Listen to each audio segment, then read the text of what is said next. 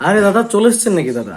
হ্যাঁ দাদা। তো দাদা সেই সকাল থেকে জার্নি করতে করতে দাদা চলে এসছেন, বসুন বসুন দাদা। না দাদা, বছরে একটু জল খাবার দিবেন দাদা, একটু জল খাবার দেন, জল খাবার খেয়ে নি। হ্যাঁ হ্যাঁ দিচ্ছে রে। এই শুনছো? না ওদিকে তাড়াতাড়ি যেতে এই একটু জল খাবার রাজীব বাবু এসেছেন। খুব খুব ক্ষুধা পেয়েছে। না না, আপনি একদমই টেনশন করবেন না দাদা।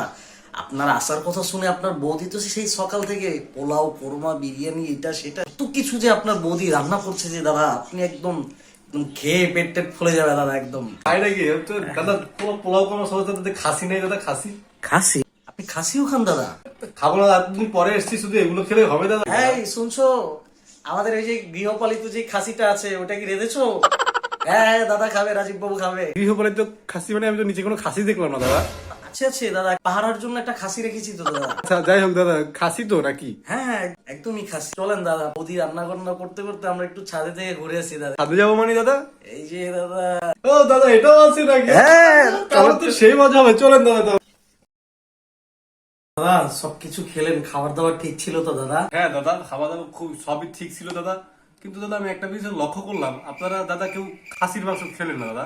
না দাদা, ওই খাসি বাসি আমরা খাই না দাদা। আর ওই সিং সারা খাসি আমরা খাই না দাদা। মালটা কিছুদিন যাবত ঘেউ ঘেউ করতেছিল বেশি, এই জন্য ভাবলাম যে আপনি আসবেন তো দাদা, সারা জবাই করে দিয়ে আপনাকে দিয়ে দিই দাদা।